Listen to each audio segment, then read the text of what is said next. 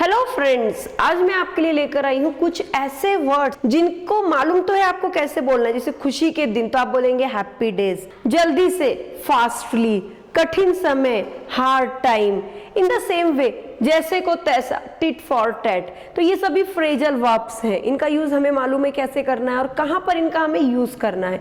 लेकिन इन्हीं phrasal verbs के कोऑर्डिनेट करके हम दूसरे कुछ और सेंटेंसेस ऐसे बना सकते हैं जो इनके प्लेस पर आप यूज कर सकते हैं। वो कौन कौन से आप यहाँ पर देखिए। आप क्या बोलते हैं? टिट फॉर टैट, जैसे को तैसा। इसके प्लेस पर आप बोल सकते हैं ऑल आई फॉर एन आई। तो ऑल आई फॉर एन आई का मतलब भी वही है जो टिट फॉर टैट का मतलब है। इन द सेम वे यहाँ पर लिखा है इन एन अनकंफर्टेबल पोजीशन, मतलब बेचैन, मतलब कंफर्टेबल नहीं है, बेचैन है। तो आप उसके लिए इस सेंटेंस को हटाकर आप बोल सकते हैं a fish out of water, a fish out of water. तो गाइस ऐसे ही मैं मोर देन फ्रेजल वर्ब्स लेकर आई हूं जिनका यूज आप अपने लैंग्वेज में कर सकते हैं या आप किसी से बात करते टाइम पर जब आपको कम्युनिकेशन करना है तब भी कर सकते हैं। इसको आप एडवांस इंग्लिश भी बोल सकते हैं या जो भी आपको लगता है अकॉर्डिंग टू दैट आप इसका यूज कर सकते हैं। तो चलिए स्टार्ट करते हैं। तो फर्स्ट जो कि मैंने आपको बता दिया, यहाँ पर लिखा है टिट फॉर टैट, जैसे को तैसा। अभी जैसे को तैसा हम कब यूज करते हैं? जैसे किसी ने हमें मारा तो हम क्या बोलते हैं? जैसे को तैसा, तुम्हें भी लग जाएगा।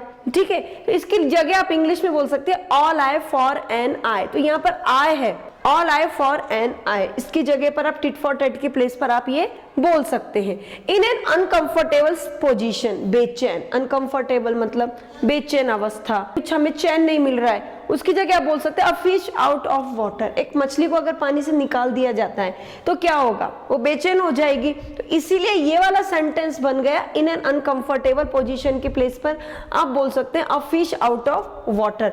तो यहाँ पर ये फ्रेजल वर्ब है। नेक्स्ट हम लेते हैं हार्ड एग्जाम, कठिन परीक्षा। 10th के एग्जाम आने वाले हैं, हार्ड एग्जाम है। 12th के एग्जाम आने वाले हैं, इट्स ऑल्सो हार्ड एग्जाम। आप किसी कॉम्पिटिटिव एग्जाम की प्रिपरेशन कर रहे हैं, it is very hard exam, ऐसा आप बोलते हैं। तो हार्ड एग्जाम के प्लेस पर आप यूज कर सकते हैं एसिड टेस्ट। गाइस यहाँ पर एक चीज आप नोटिस कर रहे हैं या करेंगे आगे जाकर के कि जो इसका पैरेलल मीनिंग है, सिमिलर मीनिंग है, वो बिल्कुल अकॉर्डिंग टू दैट ही बना है। जैसे एसिड टेस्ट, एसिड क्या होता है? एसिड को अगर हम थोड़ा टच भी कर लेते हैं हमारी स्किन बर्न होने लगती है, जलने लगती है। हार्ड एग्जाम का मतलब क्या होता है? कठिन परीक्षा। क्वेश्चन पेपर को देखते ही पसीना छूट जाता है, बाप रे क्या होगा, कैसे मैं पास होऊंगा। तो ये होता है hard exam. Acid test, acid को उंगली में यदि हम टच करते तो हमारी उंगली जलने लगती है, पसीने छूट जाते हैं, अभी क्या होने वाला है। इसलिए हार्ड एग्जाम को आप एसिड टेस्ट भी बोल सकते हैं।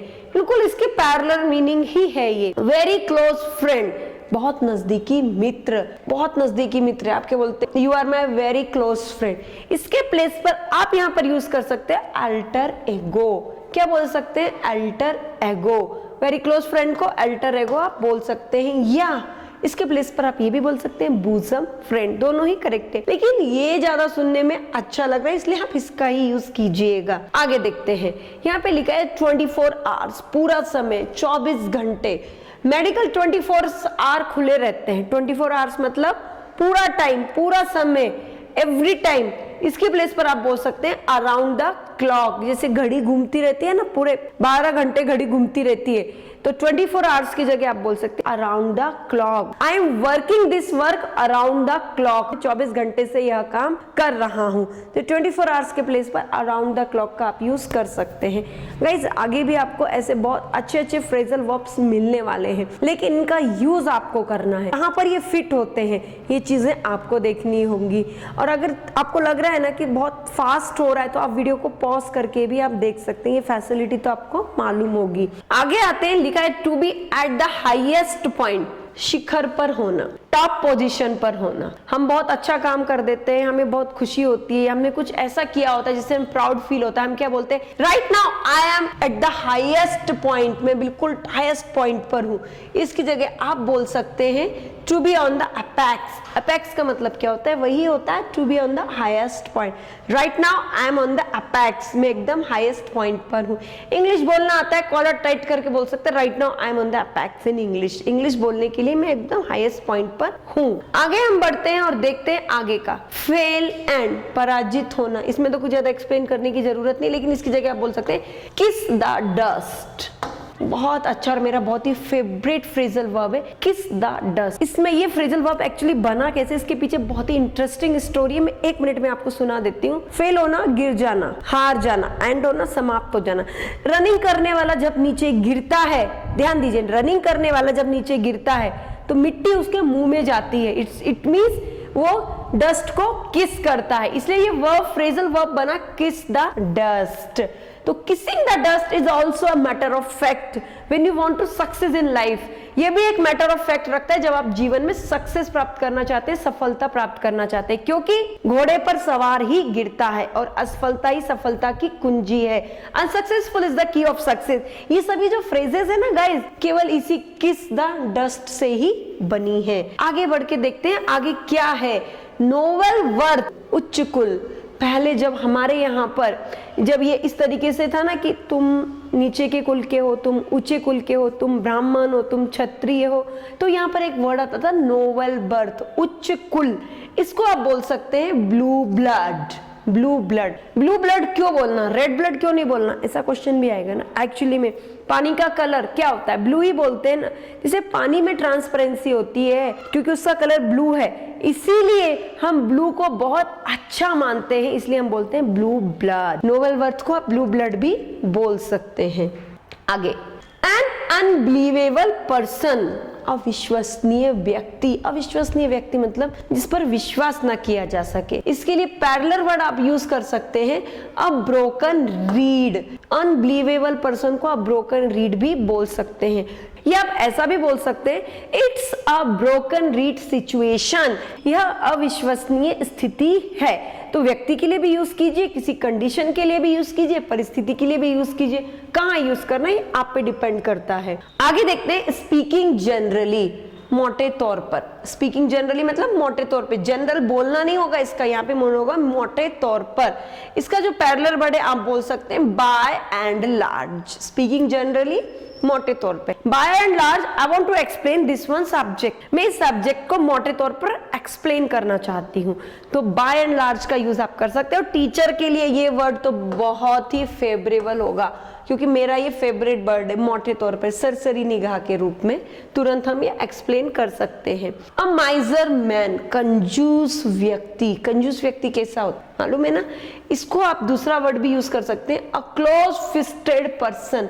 अ क्लोज फिस्टेड पर्सन, इसलिए हम इसको बोलते हैं अ माइजर मैन। फिस्टेड पर्सन आप इसका यूज कर सकते हैं। आगे बढ़ते हैं, बिग प्रॉब्लम, बहुत बड़ी समस्या।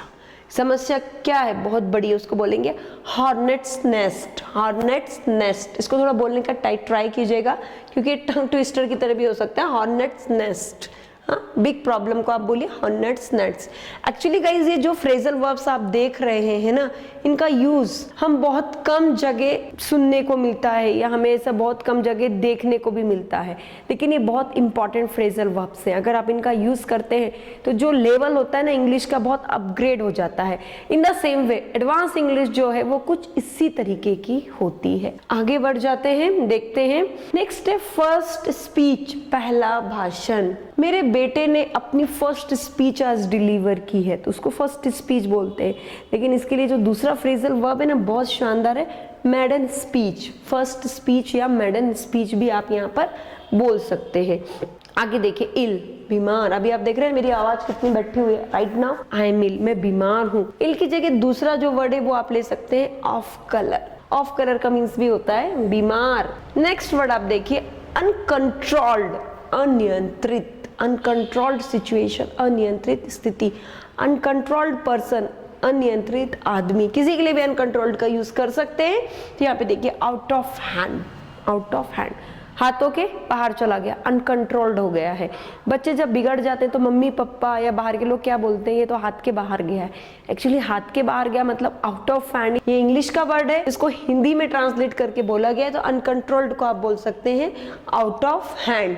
तो गाइस ये फ्रेजल वर्ब्स बहुत ही इंपॉर्टेंट है, की नोट्स के रूप आप इनका यूज कर सकते हैं। और गाइस ये इन्फॉर्मेटिव वीडियो है, अगर इसी तरीके के आपको बहुत अच्छे अच्छे वीडियोस देखने हैं तो ऑब्वियसली आपको नोटिफिकेशन आएगी, लेकिन ये कब आएगी, जब हमारे चैनल को आप सब्सक्राइब करेंगे। चलिए आगे और भी हैं, वो भी हम देख लेते हैं। फास्टली, शीघ्रता से, इसके लिए आप बोल सकते हैं ट्विंकलिंग ऑफ एन आई, ये देखिए ट्विंकलिंग ऑफ एन आई, कैसे आंखों को तुरंत बंद कर रहे हैं, तुरंत खोल रहे हैं, इसलिए ये वर्ड बोला फास्टली के प्लेस पे twinkling of an eye. Twinkle twinkle वाला जो पोएम है ना, actually twinkling of an eye. इस तरीके से आप इसको याद कर सकते हैं। हैप्पी डेज, खुशी के दिन, हैप्पी डेज आर कमिंग, खुशी के दिन आ रहे हैं। इसके लिए आप दूसरा वर्ड यूज कर सकते हैं salad days. Salad days, salad कितनी टेस्टी होती है, खाना खाने से पहले हम सैलड खाते हैं, तो जैसे सैलड फ्रेश अप होती है, इसीलिए खुशी के दिन हैप्पी डेज को सैलड डेज के इक्वल बोला जाता है। नेक्स्ट है हमारा एग्री, सहमत होना। आप बोल सकते हैं सी आई टू आई। देखिए जब मैं सहमत हूं, या जब आप सहमत होते हैं तो आई टू आई आप देखते हैं, इसलिए इसको फ्रेज बन गया सी आई टू आई। नेक्स्ट हम लेते हैं स्ट्रेंज पर्सन, विचित्र व्यक्ति।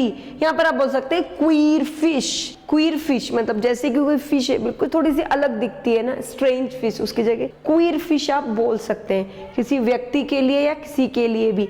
इम्पॉसिबल, असंभव, आप बोल सकते हैं आउट ऑफ द क्वेश्चन। असंभव है, आउट ऑफ द क्वेश्चन है। तो गाइज ये थे कुछ फ्रेजल वर्ब्स। नहीं समझ में आया है या कहीं आपको लग रहा है कि मैम थोड़ा सा हार्ड हो रहा है, तो वीडियो को आप वहां से पॉज कीजिए, इसको देखिए, अपने फ्रेंड्स को भी शेयर कीजिए ताकि वो भी इंप्रूव हो सके आपकी तरीके से। और ये बहुत ही इंटरेस्टिंग फ्रेजल वर्ब्स हैं जो मैंने आप लोगों के लिए ध्यान से देख करके लेकर आई हूँ। ध्यान से देखना है, स्टेप बाय स्टेप आगे बढ़ना है। Thank you very much.